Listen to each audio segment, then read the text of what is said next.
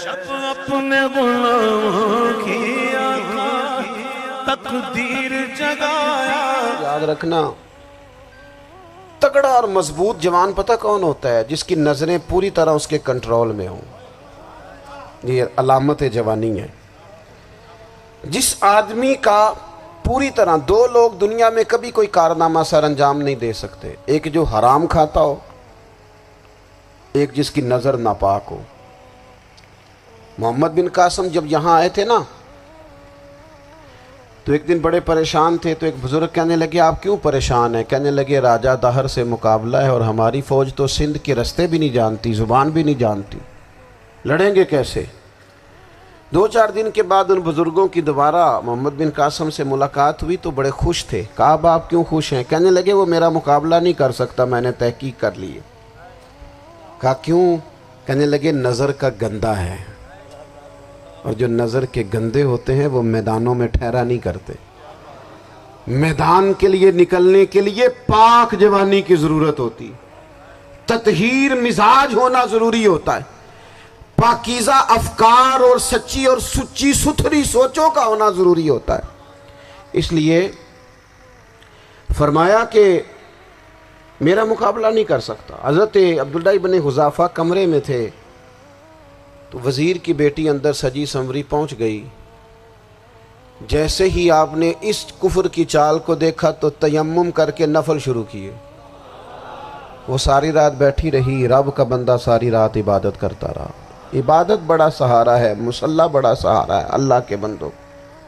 صبح دروازہ کھولا، وزیر نے اپنی بچی سے پوچھنا چاہتا تھا رزلٹ کیا نکلا، تو وہ کہنے لگی پیچھے ہٹ جا، اب تیرا میرا تعلق کوئی نہیں، میں نے نبی پاک کا کلمہ پڑھ لیا.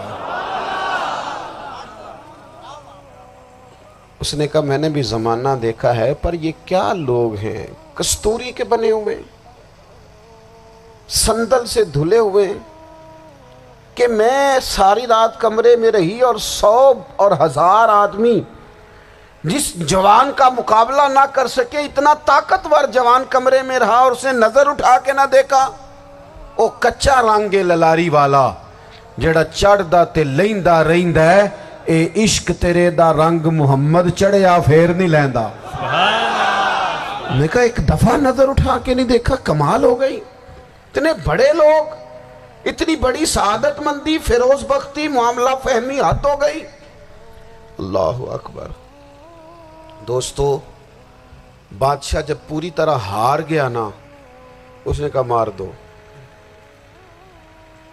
تیل گرم کیا ایک کڑاہی میں، اور جب آپ کو اس میں ڈالنے لگے تو آپ کی آنکھوں میں آنسو آ گئے. بادشاہ کا خیال ہوا شاید نرم ہو گئے ہیں. کہنے لگا روئے کیوں؟ فرمانے لگے سوچتا ہوں جان ہی ایک ہے، کتنا مزہ ہے اس کی راہ میں جان دینے کا، کتنی لذت ہے اس کے نام پر مرنے میں، کتنا لطف ہے.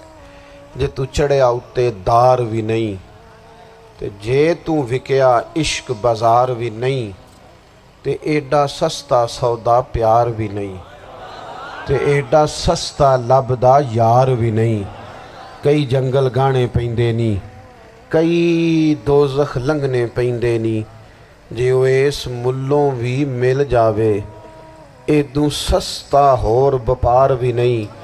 تے کچھ سمجھ نہ آوے لوکانوں وہ کادے نال شہید کرے، ڈٹھی یار دے ہاتھ تلوار بھی نہیں پر او دا خالی جاندہ وار بھی نہیں.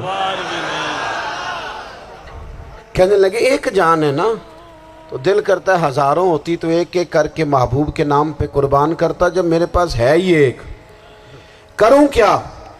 حضرت عبداللہ ابن حذافہ رضی اللہ تعالیٰ عنہ جب روئے اور بادشاہ نے یہ بات سنی تو بادشاہ اٹھ کے کھڑا ہو گیا. سارے وزیروں مشیروں کو کہنے لگا تم نے کہا تھا نا بندہ ضائع کرنے والا نہیں، یہ بھی ضائع کرنے والا نہیں. کہنے لگا میرا ماتھا چومو، تم جیسے لوگوں کو قتل نہیں کرنا چاہیے، آزاد کرنا چاہیے. عزیز اپنی زندگی سے نا یہ بہت زیادہ ہرس، ہوس، طمع، اور یہ کسی بات کی بھی ہو، ہرس صرف پیسوں کی نہیں ہوتی ہے، شہرت کی بھی ہوتی ہے. یہ بیماری انسان کو اقتدار کی بھی ہوتی ہے، تعریف کی بھی بیماری ہوتی ہے. یہ سارے نقص ہوتے ہیں لوگوں کو، اور معاذ اللہ بعض جبوں کبوں کے اندر بھی ہوتے ہیں، وہاں بھی پنپتے ہیں. اپنی زندگی جب تک اس سادگی میں نہیں لاؤ گے جو رسول پاک نے عطا فرمائی ہے. جب لوگ آسانیوں میں پوری طرح الجھ گئے تو پھر وہ دور ہوئے اور کفر چڑھ گیا.